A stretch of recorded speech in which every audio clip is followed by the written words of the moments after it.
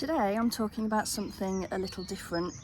Normally on this channel I'm working on classics, trying to buy parts, restoring cars and trying to keep old vehicles alive.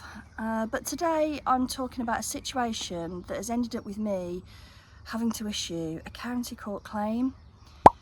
Now before I start, I want to be very clear that I'm not naming the garage involved, and everything I'm discussing is based on my own experience and is currently the subject of legal proceedings. So let's go back to the beginning. Some time ago I owned a Skoda Octavia VRS called Skippy. Like many modern cars, I kind of felt that he'd reached the point where it needed more maintenance than necessary. However, at this time the car needed a cambelt water pump and a thermostat. So the thermostat was sticking. In the winter the car hardly ever warmed up and I didn't enjoy my trip to work or back. So I booked the car in to have a cambelt water pump and the thermostat replaced. Nothing unusual, and this is at a VAG specialist. Just normal maintenance that any owners will face. The work was carried out and I collected the car. At that point I had absolutely no reason to believe there was a problem. After all, when you pay a professional garage to carry out work, you expect that work to be completed correctly. You know, they know better. Unfortunately, things didn't quite work out that way. Not long afterwards, I started noticing issues, and they were really big issues. Eventually it became very clear that there was a coolant leak. There was an alarm which kept going off in the car, etc. And obviously as soon as I realised this was an issue, I was carrying water with me. Now if you're anything like me, you'll know that a coolant leak is something you want to get investigated fairly quickly. You know, modern engines don't react well to overheating, and what starts as a small issue becomes a very expensive one if you're not careful. At first I didn't know what was causing it. I certainly didn't immediately assume it was connected to the previous work. A lot of people do. I didn't. You know, that's just the way I am. But as the investigations continued, I decided to get another mechanic to have a look, because I just wasn't good enough. And what he found was interesting. In his opinion, the thermostat had been damaged during installation and not been fitted correctly. According to his assessment, the damage was responsible for the leak. And I had a video sent to me of the leak. It wasn't a small leak. Now obviously I'm not a mechanic and I wasn't present when the original work was carried out. All I can do is rely on the information provided to me by somebody who inspected the vehicle afterwards and is a fully qualified mechanic.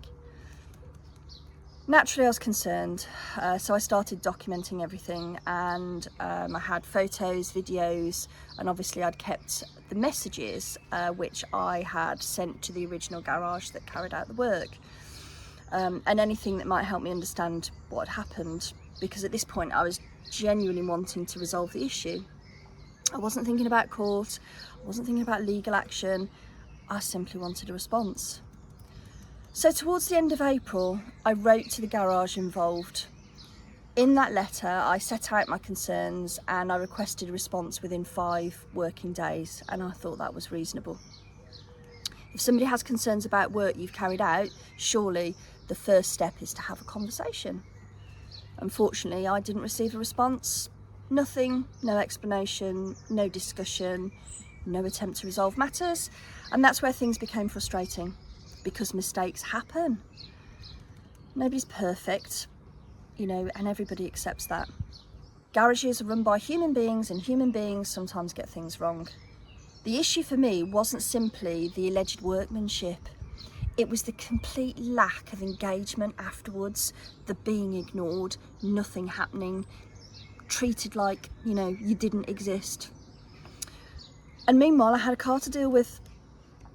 It was a car that, you know, despite being maintained over time, seemed to have and it does seem to have developed a growing list of problems, it still needed to be able to drive me backwards and forwards to work. You know, individually the little things that the car had wrong with it weren't huge issues, but when they all sort of mount up and you've got an electrical gremlin and all sorts of little things going on that you can't get to the bottom of, you have to ask yourself, is the car worth it? But collectively, all of these things became, or could have become, expensive. They were certainly time consuming, and for me, I'm someone who has to know what's wrong and what's caused it, so it was incredibly draining on my brain.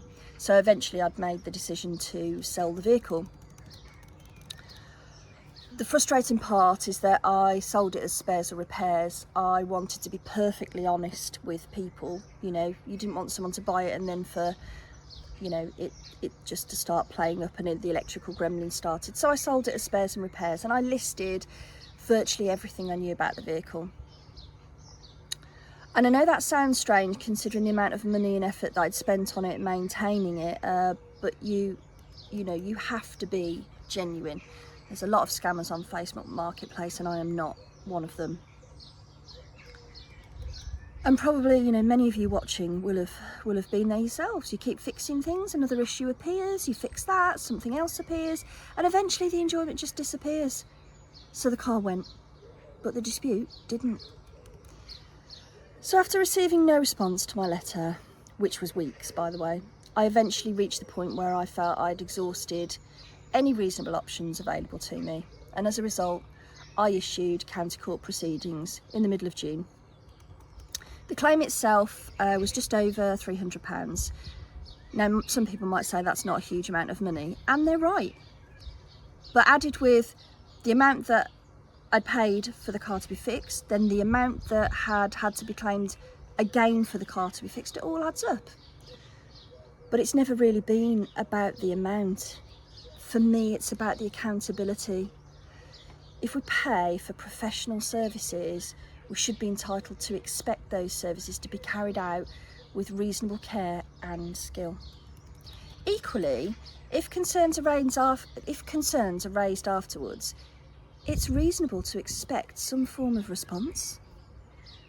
At the time of filming, the claim has been issued and I'm waiting to see what happens next. I'll keep you updated as things progress, but I thought it was worth sharing because so many people assume that taking legal action is only for large claims and involving thousands of pounds.